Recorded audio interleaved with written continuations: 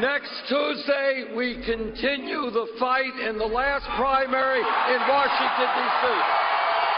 And then we take our fight for social, economic, racial, and environmental justice to Philadelphia, Pennsylvania. That was Bernie Sanders last night, not exactly conceding. In fact, in my neighborhood where I grew up, they would say he was tripping. Nevertheless, he said he's going to keep on fighting, and he does not necessarily care at this moment about Hillary Clinton's historic win. He's talking about the superdelegates. Of course, he would like to flip those same superdelegates, but here's the bottom line, guys. Bernie Sanders in something of a kingmaker role right now. He'll meet with President Obama later this week, and then we'll see exactly what he does.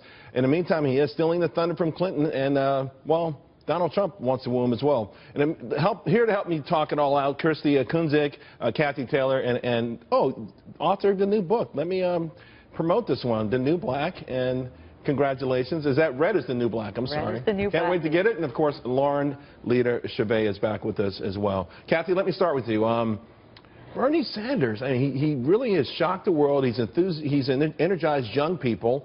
And so many people in polls, so many voters in polls have said they're willing to vote for Donald Trump or sit it out, that he is something of a kingmaker right now.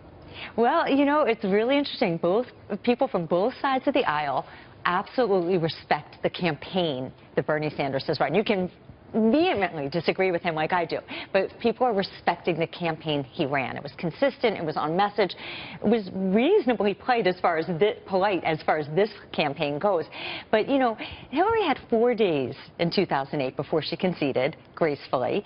It's only been 2, so I know there's a lot of calls on him to step down, but he still has a couple more days, and the reality is he has something that she did not have.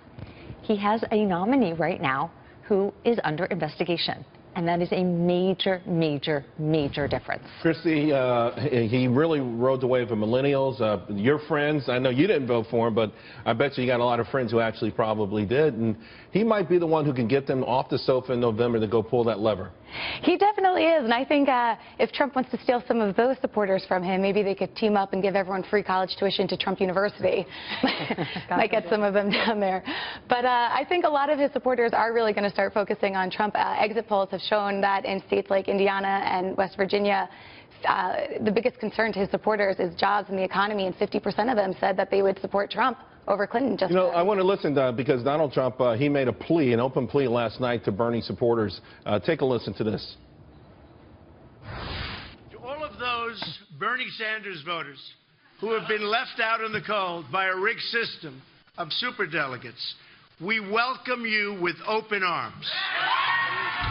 Of course, Lauren, Hillary Clinton was very gracious last night toward Bernie supporters as well, but she didn't ask for the order the way Donald Trump did just now ask for the order. By the way, Andy Borowitz is predicting that Bernie Sanders is going to take the fight all the way to November 9th, and after the next president is elected, he will continue to fight for the presidency. Well, that's not good news for Hillary, then. Yeah, I don't think it's good news for anyone. I mean, look, I realize that Trump thinks that this is some big magnanimous move to reach out to Sanders voters, and there are certainly some that I think will be attracted to his to support Trump. But you also have to look at the views of millennials particularly, because that's what we've been talking about. It's the most diverse generation in history. It's also the most educated generation in history, and they absolutely reject anything that is less than full equality for American citizens. It's the older voters in Pennsylvania, Ohio, who've lost their jobs, and they hate trade, and that's one of the areas that Donald Trump and Bernie Sanders were almost simpatico. True, and he may very well win some of those voters. Unfortunately, I don't think it helps him with the electoral map, because the reality is that in states like Pennsylvania, the big swing states that he has to win, that anyone has to win to win the presidency, the vast majority of the voters are diverse voters concentrated in urban areas. But if we would not take the primary, I think they call them swing states because a small change either way electoral college could make the difference. All right, ladies, we'll continue later on.